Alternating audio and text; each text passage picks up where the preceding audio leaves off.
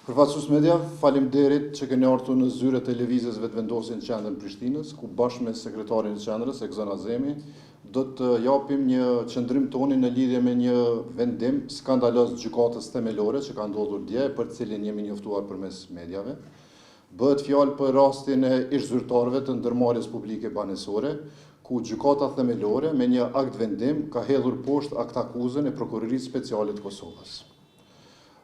Ju kujtojmë që bëhet fjalë për tjetërsim të pronës publike në qendër Prishtinës, në zemër të Prishtinës, në Lakrishte, ku ndërmarrja publike banesore në mënyrë të paligjshme ka lidhur një kontratë me operator ekonomik privat për tjetërsimin e 17.000 metrave katror.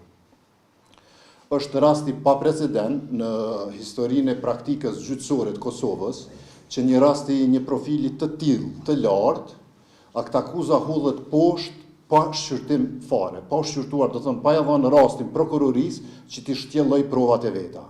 Në këtë rast është evidente se gjykata me këtë akt vendim ka rrezikuar tej mase pronën publike në Prishtinë. Për kronologjinë e kësaj ngjarje, do të flet më shumë Ekzoni, i cili e ka përcjell rastin qysh nga kur ka filluar, do të thotë gjatë mandatit sa ka qenë asamblejës, dhe vazhdimisht është marrë dhe është njëri nga ata të cilët e ka denoncuar në vazhdimsi këtë shkelje ligjore që i bën dëm të mirës publike dhe i bën dëm qytetit në përgjithësi.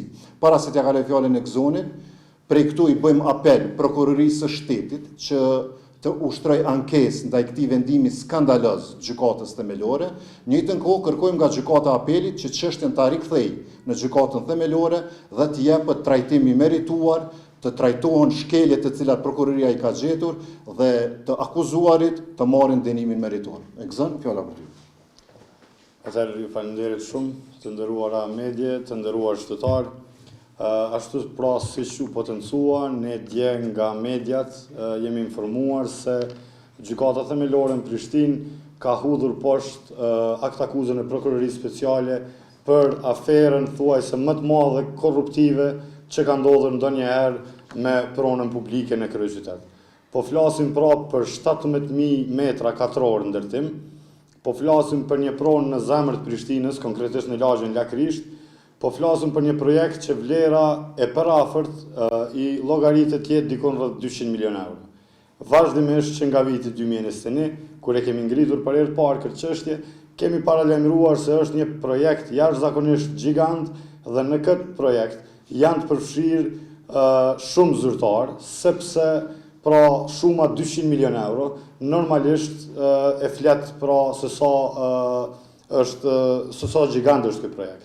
Qysh se ka nisë projekti, kanë qenë disa hapa fare të qartë përmes cilëve e kemi kuptuar se ky është projekt korruptiv. Paramendoni pra, vetëm 2 ditë më herët është themelu konsorciumi fitues. 2 ditë para se me apliku edhe me fitu këtë projekt gjigant, është themelu konsorciumi fitues. Ndërmarrja publike banesore, nëse e jep një lokal 5 metra katror me qira, afatin për aplikim, palët e kanë 15 ditë. Ndërsa për projektin më gjigant që ka ndodhur në kryeqytet, afati për aplikim për këtë projekt ka qenë vetëm 3 ditë. Dhe pra, po e përsëris, konsorciumi fitues është themelu vetëm 2 ditë para se të aplikante. Pra, është shumë e qartë që është një projekt korruptiv, ku fatkeqësisht prej e këtij projekti korruptiv po bjen edhe sistemi i drejtësisë. Vazhdimisht edhe në konferencat e mëparshme kemi deklaruar se një projekt i tillë normalisht nuk mund të iniciohet dhe të nisë pa persona të fuqishëm që qëndrojnë pas.